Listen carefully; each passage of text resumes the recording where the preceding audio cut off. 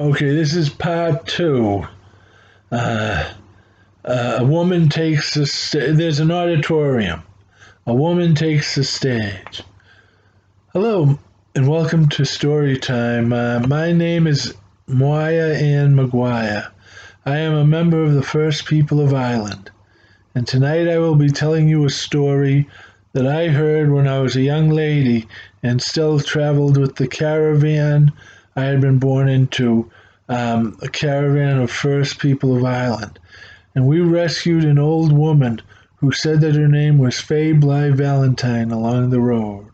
She was a gypsy who had been traveling alone with just her horse, Scardy Cat, for over 10 years at that point, because the caravan of gypsies that she'd been born into had traveled through the wrong town, had passed through the wrong town at the wrong time, and they had paid an awful price for having done so, with Faye barely escaping with her life, for they had been pogromed, attacked, and potentially killed for being members of a minority group by members of the majority group.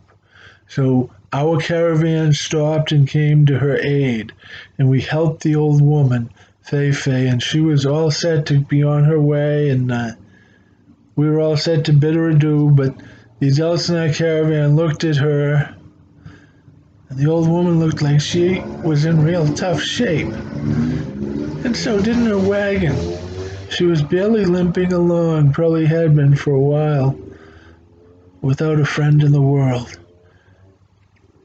Uh, so we invited her to join our caravan, uh, and she accepted our offer and joined our caravan. And from the very first, my friends uh, um, and I became Mev Coyle and Cara Black and I became friends with her, and we spent almost all of our free time in her wagon as she told us stories about the wee people of Ireland, and also taught us things about crystals and and and and vibrations and the cosmic choir.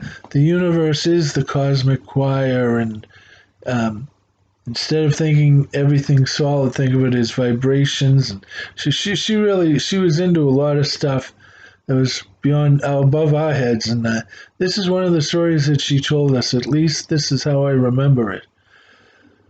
In the land of the elves, there were the eastern elves who lived on the eastern island of their world, and the western elves who lived on the western island of their world. And the western elves had been at war with the pixies, strangers from a foreign land, for years. And the eastern elves viewed the western elves' war with the pixies as having nothing to do with them. So they had stayed out of the war, leaving the western elves to fend for themselves. So when finally the pixies won the war, driving the western elves east from their lands, from the western island and into the eastern island and the lands of the eastern elves, the western elves did not arrive upon the shores of the eastern island as refugees, but as conquerors. Because having been at war with the pixies for years, the western elves had a well-trained army, while the eastern elves did not. And so the western elves were quickly able to conquer and drive out the eastern elves. And the eastern elves became a displaced people, a walking people in their own lands, forced to stay on the road, because the oceans to the east were ruled by the sirens and mermaids, the enchanter mermaids that you did not want to mess with. And the lands to the west were now ruled by the pixies. They were quite literally the eastern elves were quite literally between a rock and a hard place. Luckily, the pixies stopped their advance once they took the western island, while they consolidated their positions, fearing that the fairies, who they all feared, who everyone feared, to the west. So the eastern elves felt like strangers in their own lands wandering about, feeling like it was they who were the only ones to have really lost out in this game of musical chairs. And everyone, the eastern and western elves and the pixies, feared the fairies who were always at war with everybody, for they lived and breathed war. And the fairies had their enemies also, who the fairies feared. They feared the goblins, the brownies, and the gremlins, not groups you wanted to mess with. Just like the enchanter mermaids, sirens, and sky dancers, sylphs had once feared the elves. Now the eastern elves, western elves, and pixies fear. Oh, and fairies fear the gremlins, brownies, and goblins. For all of the Fae, nymph, spirit, boogie. Wait. And it is rumored that leprechauns are air spirit sylphs who have lost their wings. For all of the Fae, nymphs, spirits, genie, pixies, and Nissy, they both fear some and are feared by some. Everyone, it's like a vicious circle. Yet most are just, the vast majority of all fairies and elves and pixies are just mischievous more than seriously threatening, except when they band together to wage war or form into mobs. War is an ugly thing that we can never seem to get away from, and mobs, there's no telling when a mob will form and do things that no individual in that group would ever do on their worst day. Yet when they join into mobs, sometimes they forget themselves and do horrible things. When the elves first came to Elfland, it had been called the land of the sylph. And when the elves drove the sylph out of their lands, half of the sylph returned to the sea and became the enchanter mermaids and the sirens. Sirens wished to lure elves into the sea, and mermaids wished to return from the sea, while the other half of sylphs flew up into the sky and became sky dancers and air spirits. And the closer you get to touching the sky are even more ancient tribes of Fae that we call the dragonfly sylph, for we have forgotten their true names, if we ever knew them.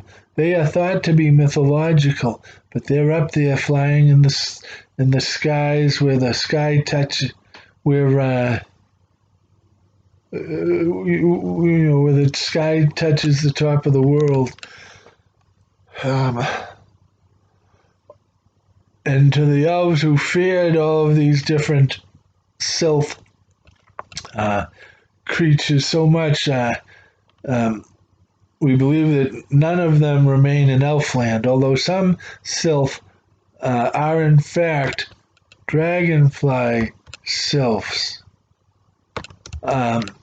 who have returned to the ground and who wish to return to their who wish to return their tribe to the land, to the ground, and rejoin the world of fairies, pixies, and elves. But so far they haven't had much success. The land, the ground. Okay, here it is. Is all of this true? We asked the old gypsy woman. Is none of it true? It is just what some believe. And many pixies believe that the eastern elves who have returned from this, that the eastern elves in reality are actually mermaids and mermen who have returned from the sea, and that there are many who walk among us who are secretly from earlier tribes driven from the land into the sea or into the sky, who have returned to the land, to the ground, to the earth, like the leprechauns, sky dancers who have lost their wings, and the Eastern Elves, according to the Pixies, who have returned from the sea, but that's not true. But they believe it. That is why Eastern Elves have always had a soft spot in their hearts for the leprechauns, sirens, enchanted mermaids, air spirits, and sky dancers.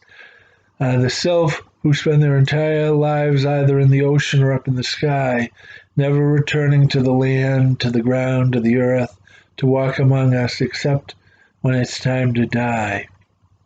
For the Eastern Elves see a kinship with them.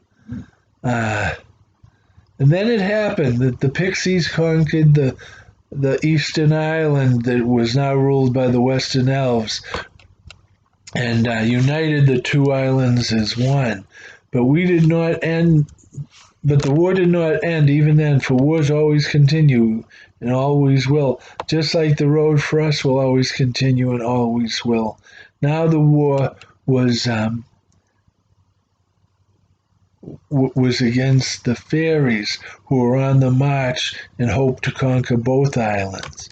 And with that, I end tonight's story, as told to me by the gypsy Fae Bly Valentine, Fae. We still remember you, Fae, and we always will. Good night to all, and with that, the woman walked from the stage, no longer the young girl who had met an old woman, but now an old woman herself, who like the Fae, who like Fae had been a part of a caravan that had passed through the wrong town at the wrong time, and was now the last surviving member of her caravan of first people, who had shown an old woman compassion. The end.